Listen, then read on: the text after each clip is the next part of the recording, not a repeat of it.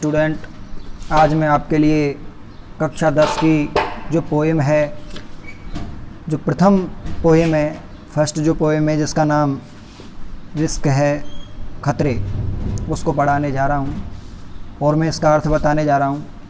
आपको ध्यान से सुनने की ज़रूरत है, तभी आप इसका अर्थ आसानी से समझ सकते हैं। तो देखिएगा, जो हमारी रिस्क पोएम है इसमें सबसे पहले जो वर्ड हैं, to laugh is to risk appearing the fool. हमारी जो पहली पंक्ति है, जो पहला स्टेंजा है, उस स्टेंजा की जो पहली पंक्ति है, to laugh is to risk appearing the fools, अर्थात इसका मतलब क्या है? लाफ यानी हंसना, रिस्क यानी खतरा, अपीयरिंग यानी दिखावा, द फूल यानी जो हमारी स्टेंजा की फर्स्ट जो पंक्ति है वो यह कहना चाहती है कि हंसने में यानी हंसने में मूर्ख दिखाई देने का खतरा है। इसका जो भाव है, लाफ यानी हंसना, रिस्क यानी खतरा है, अपीयरिंग यानी दिखाई देना या दिखावा, फूल यानी मूर्ख। यदि हम हंसेंगे तो हमारे हंसने में जो मूर्ख बनने का अर्थात मूर्ख दिखने का खतरा है। इसी तरह से टू बी रोने में, इज यानी है, रिस्क यानी खतरा, अपीयरिंग यानी दिखावे का, सेंटिमेंटल्स। जो सेंटिमेंटल्स है ये थोड़ा डिफिकल्ट वर्ड है और इसका मतलब है भावुक होना। इसका मतलब है भावुक होना यानी रोने में भी खतरा है। रोने में भी खतरा है किसके लिए? किसका दिखावा होगा उसमें? सेंटिमेंटल्स अर्थात भावुक होने का। मैं ये कह सकता हूँ इस पंक्ति का जो भाव होगा, अर्थ होगा, रोने में भावुक दिखाई देने का खतरा है। रोने में भी खतरा है, किसका? भावुक दिखाई देने का।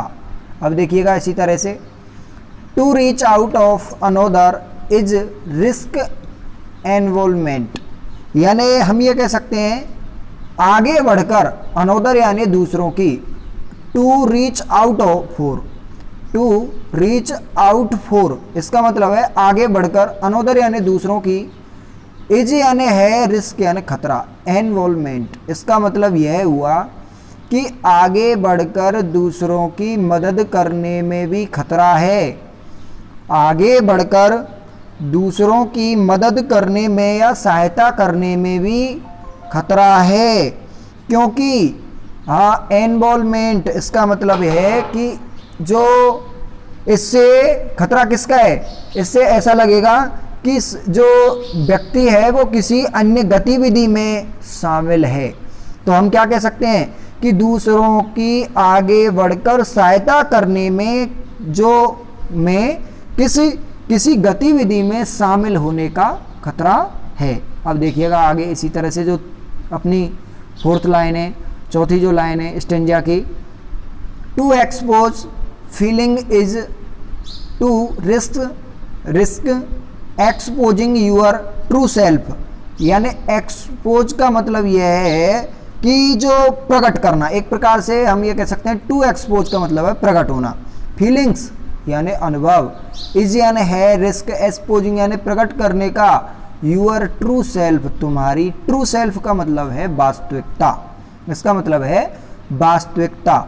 यानी हम ये कह सकते हैं इसका जो भाव है, भावनाओं को प्रकट करने में भी खतरा है, यानी भावनाओं को प्रकट करने में अपनी वास्तविक और सच्ची स्थिति के प्रकट होने का खतरा है।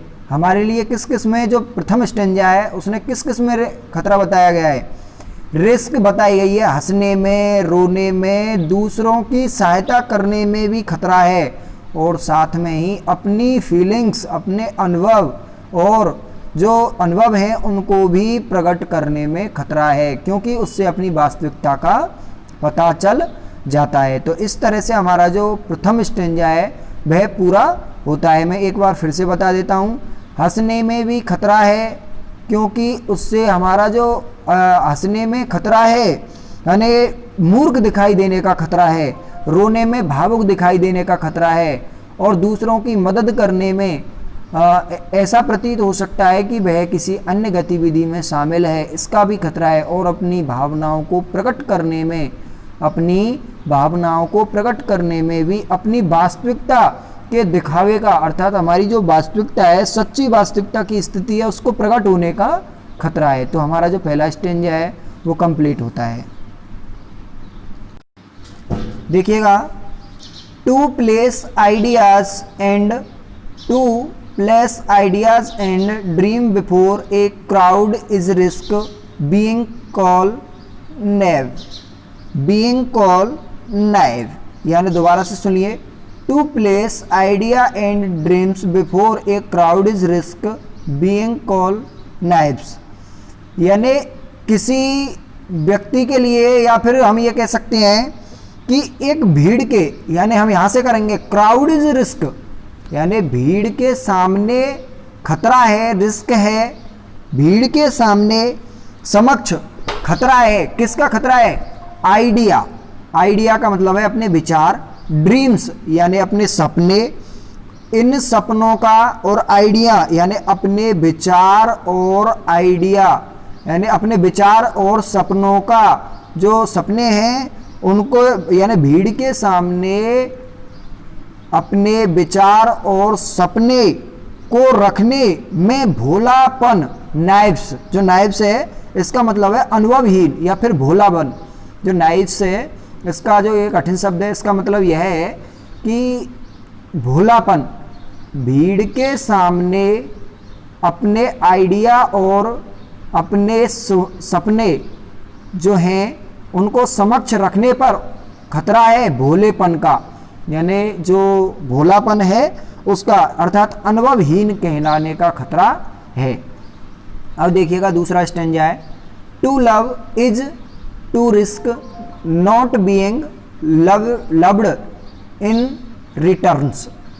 यानी जो दूसरा स्टेंजा है वो क्या कह रहा है हमसे, टू लव यानी प्रेम करने में भी खतरा है, प्रेम करने में भी खतरा है, not being loved in return यानी जो दूसरा व्यक्ति है वो बदले में हमें प्रेम दे या नहीं। इसका भाव क्या हुआ, प्रेम करने में प्रिय व्यक्ति द्वारा बदले में प्रेम न किए जाने का खतरा है। प्रेम करने में भी खतरा है, क्या खतरा है कि जो सामने वाला है वह भी हमसे प्रेम करे या ना करे। तो प्रेम करने में प्रिय व्यक्ति द्वारा बदले में प्रेम न किए जाने का खतरा है। To live is risk dying, to यानी लिव यानी जीने में, इज यानी है, रिस्क यानी खतरा, डाइंग यानी मरने का। मतलब हम ये कह सकते हैं कि इस दूसरे स्टेंजा की जो दूसरी पंक्ति है वो यह कह रही है कि जीने में भी खतरा है मरने का, जीने में भी खतरा है मरने का, अर्थात मरने का जो खतरा है वह जीने में ही नियत है। अब देखिएगा, to hope is risk disappear, hope यानी आशा, इज यानी है, रिस्क यानी खतरा, डिसअपियर यानी निराशा का, अर्थात आशा करने में पूर्ण निराशा का खतरा है। तो किसका? आशा करने में निराशा का खतरा है। To trying is to risk failure यानी कोशिश करने में भी खतरा है, कोशिश करने में भी खतरा है, फेलियर असफल होने का। जो हमारा दूसरा स्टेंजा है वो क्या कह रहा है, प्यार करने में भी खतरा है कि जो सामने वाला व्यक्ति है वो हमसे जो प्रेम है वो करेगा या नहीं, और जो आशा है उसमें भी खतरा है, किसका? निराशा का है, और जो कोशिश है उसमें भी क्या है? खतरा है कि असफल होने का। किसका खतरा है? असफल होने का। इस तरह से हमारा जो दूसरा स्टेंजा है वो कंप्लीट होता है। अब देखिएगा तीसरा स्टेंजा। अब देखिएगा चौथा जो स्टेंजा है वो क्या कह रहा है, but risk must be taken because the greatest हर्ज in life is to risk nothing. जो हमारा तीसरा स्टेंजा है उसका जो भाव है वो क्या है, बट यानी परंतु, रिस्क यानी खतरा, मस्ट बी टेकन उठाना चाहिए, यानी हमें खतरे को जीवन में उठाना चाहिए, बिकॉज यानी क्योंकि, ग्रांटेस्ट हर्टज यानी जोखिम, यानी उच्चतम जोखिम है। In life is to be risk nothing, यानी हम यह कह सकते हैं कि हमें हमारे जीवन में खतरा उठाना चाहिए, क्योंकि जो खतरा यानी जो खतरा है, सबसे बड़ा खतरा यही है, जोखिम यही है कि जो इन अपने जीवन में जो रिस्क नहीं उठाता है, खतरे नहीं उठाता है। जो हमारा तीसरा स्टेंजा है उसका जो पहली जो पंक्ति है उसका अभाव क्या हुआ, हमें हमारे जीवन में खतरे उठाने चाहिए।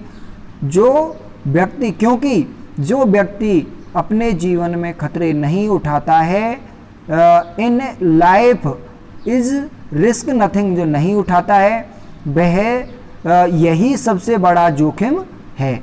अब देखिएगा दूसरा, the person who risk nothing, person who जो व्यक्ति रिस्क यानी खतरे, नथिंग यानी नहीं उठाते, यानी जो व्यक्ति खतरे नहीं उठाते, डज नथिंग कुछ नहीं कर सकते, हैज नथिंग कुछ नहीं रख सकते, no nothing, is not thing अर्थात उनके पास कुछ नहीं है, नगण्य के वो नगण्य के बराबर हैं, एंड बिकॉज नॉट थिंग यानी उनके पास और कुछ भी उन्हें प्राप्त नहीं हो सकता, यानी बिकम यानी नहीं हो सकते कुछ भी, अर्थात वो कुछ भी नहीं बन सकते।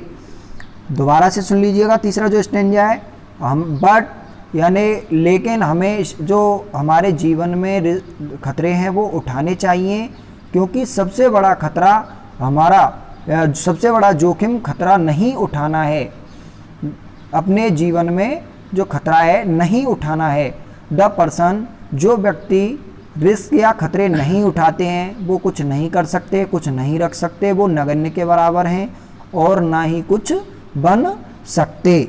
अब देखिएगा हमारा जो अगला स्टेंजा है वो चौथा है, तो देखिएगा चौथा stanza, they may avoid suffering and sorrow but they can not learn, feel, change, grow, love और love life. They may avoid suffering and sorrow but they can not learn, feel, change, grow, love life. इसका अर्थ क्या है, जो लोग जोखिम उठाने से, यानी दे यानी वे, मे अवॉइड सफरिंग जो लोग जोखिम उठाने से दूर रहते हैं, सॉरो कष्ट एंड पीड़ाएं, जो सॉरो है इसका मतलब क्या है, वे कष्ट और पीड़ाओं से बच सकते हैं। कष्ट सफरिंग एंड सॉरो, जो जोखिम नहीं उठाते हैं वे कष्ट और पीड़ाओं से बच सकते हैं, but they can not learn, लेकिन वो कुछ नहीं सीख सकते, नहीं फील यानी ना ही कुछ अनुभव कर सकते, नहीं कुछ चेंज बदलाव कर सकते, ग्रो का मतलब एक प्रकार से यहाँ क्या है, विकसित कर सकते, ना ही कुछ विकसित कर सकते, और न ही वो प्रेम कर सकते, और लिव ना ही वो अपना जीवन जी सकते हैं। जो खतरे उठाने से डरते हैं, जो अपने जीवन में खतरा उठाना नहीं चाहते, वो कष्ट और पीड़ाओं से बच सकते हैं, लेकिन वो कुछ नहीं सीख सकते, कैन नॉट लर्न ना कुछ अनुभव कर सकते, ना कुछ बदलाव ला सकते, ना ही ग्रो इसका मतलब कुछ विकसित कर सकते, ना ही किसी से प्रेम कर सकते, और ना ही अपना जीवन जी सकते। अब देखिएगा आगे, certitude by their certitude they are सेलिब्ड, they save fortied their freedom only a person who risk is truly free। यानी इसका भाव क्या हुआ, इसका भाव यह हुआ कि जोखिम लेने से बचने वाले लोग, कैन नॉट यानी देखिएगा यहाँ से सैटिट्यूड निश्चित होने का भाव, अर्थात हम ये कह सकते हैं कि जो इसका भाव है जो हमारा चौथा स्टेंजा है उसका जो चौथे स्टेंजा की जो दूसरी पंक्ति है उसका अर्थ देखिएगा। जोखिम लेने से बचने वाले लोग, जोखिम लेने से बचने वाले लोग और चेंज यानी सेटिट्यूड, इसका मतलब यह हुआ निराश होने का भाव। सेटिट्यूड यानी निराश होने का भाव, अर्थात जोखिम लेने से बचने वाले लोग निश्चित ही भावनाओं से बंधे गुलाम हैं, निश्चित ही भावनाओं से बंधे गुलाम हैं। दे आर सेल्व्ड यानी गुलाम या दास हैं। दे हैव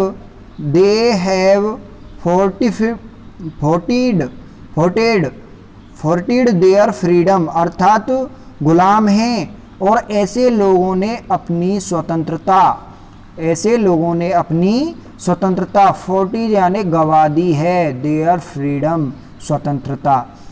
हम इसका जो भाव है वह यह हुआ कि जोखिम लेने से बचने वाले लोग अपनी निश्चितता की भावनाओं से बंधे हुए गुलाम हैं और ऐसे लोगों ने निश्चित गुलाम है, सोल्व का मतलब गुलाम है और वो अपनी स्वतंत्रता को खो चुके हैं। Only a person who risk is truly free, और ओनली यानी एकमात्र, ए पर्सन वह व्यक्ति, who risk is truly free यानी वही व्यक्ति रिस्क ले सकता है, जो वही व्यक्ति रिस्क ले सकता है जो पूर्ण रूप से स्वतंत्र हो, अर्थात वास्तविक रूप से स्वतंत्र हो, जो जोखिम उठाने का साहस रखता है। जो जोखिम उठाने का जो साहस है वही कर सकता है। इस प्रकार से हमारी जो पोइम रिस्क है उसके चारों स्टेंजा कंप्लीट होते हैं।